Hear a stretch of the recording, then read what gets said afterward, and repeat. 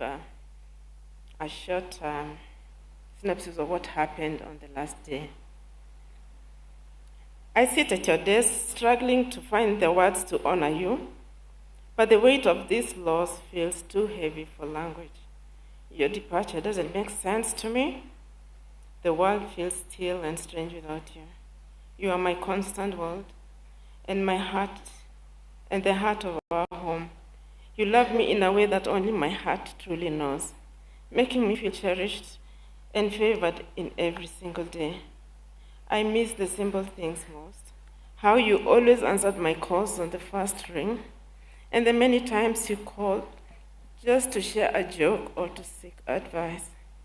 As a father, you are our children's greatest anger. You are present, steady force, teaching them never to settle for mediocrity and to always strive for their best. Through your firm yet gentle example, you taught us the value of hard work, the beauty of humility, respect, and kindness. Your deep faith and religious devotion guided our path, and these are the virtues that we will carry forward in your honor. Cyrus, you are the definition of resilience. You are a visionary who thought outside the box, believing that nothing was insurmountable.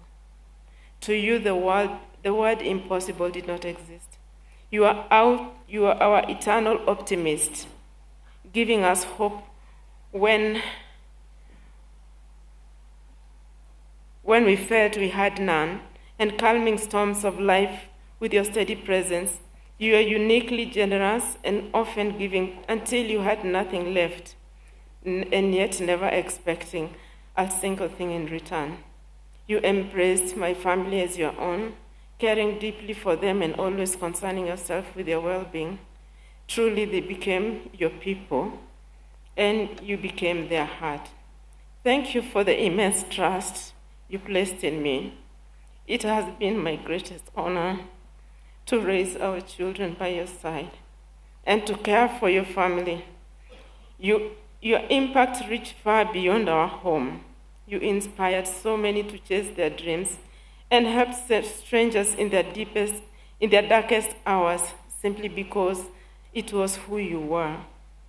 My love, the loss is immeasurable, but so is the love you left behind.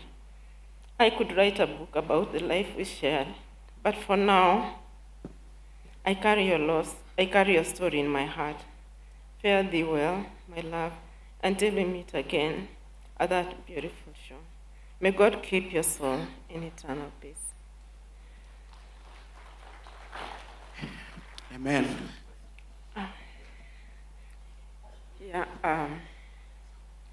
On 12th of December, that was Jamhuri Day, Cyrus called me at around 12:34, and we spoke for about 3 minutes and 45 seconds.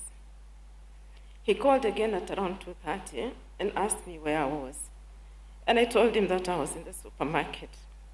He said he wanted to see me, so he drove to where I was. When he reached the parking, he called me and told me he was outside.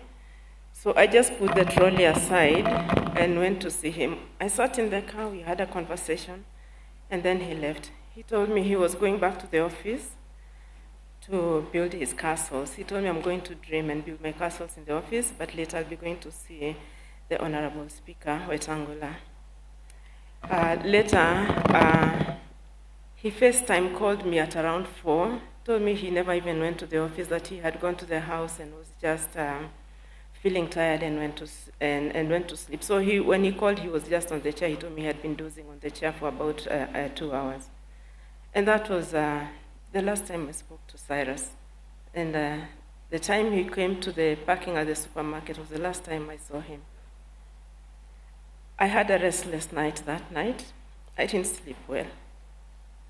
And the feelings I had were really strong. So I looked at my watch, at my phone, and it was exactly midnight. I could not really decode what I was feeling. So I took a screenshot of my phone. It is the picture on my tribute. It was exactly midnight. and I could hear voices saying, "It is over. It is over." I couldn't make sense of it.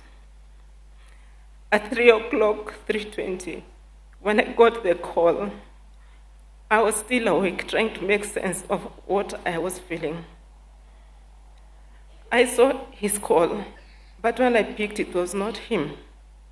Someone asked me if I knew the owner of the phone, and I told him, "Yeah, that's my husband." I asked where he is, if I could speak to him.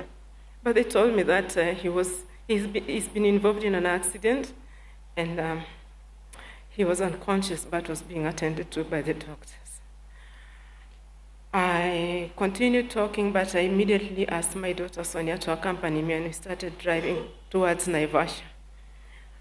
I could also not make sense when I was told that the accident had occurred in Naivasha, because he had no plans of traveling.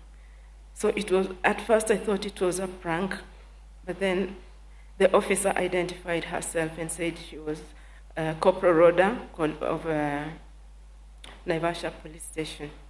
So I drove and I went. I realized that it was going to be very heavy for me. I called Senator Kaniri, I called Mr. Kisia and Mr. Fred Amayo and asked them to accompany me to Naivasha. And I'm glad that even at that hour, at 3 a.m. in the morning, they woke up and they followed me alongside their spouses. And we kept going, we kept communicating. I also called his doctor, Martin Wanyoike, and put him on high alert. I told him Cyrus has been involved in an accident, kindly be on high alert. And he called back and even sent me a number for the air rescue. Finally, when I called the police officer, I told him the air rescue requires a landmark for them to land. That's when the commandant of Naivasha Police Station told me, "Mama, hii sasa sio rescue mission, mzee ametuacha." It was devastating. We stopped the car on the roadside and we just screamed and cried and cried. I informed Christine Yokabi, I informed Kanini of what has happened. I also informed her siblings. And I called some of our children, Jake, Tim, and June. I told them to follow because things were really bad. I had also called Honorable Sudi. Though he did not answer, he called me at around 6, and I also informed him about what had happened. We reached there. We found Cyrus in the morgue at Naivasha Mortuary. So the rescue mission changed now to something else. So I called Lee Funeral Home and asked them to send us a hearse. And the whole team, we converged at the morgue, and we brought him back to Nairobi. It is a terrible loss. It was so shocking to speak to someone a few hours and then later be told that he is no more. I pray for your prayers for the family. The children have been hardest hit, but God will give them strength. And I pray that all the children, let us be strong, let us love one another, and let us continue with Dad's legacy. Dad was a fair man. He believed in equity, and he never discriminated against anyone.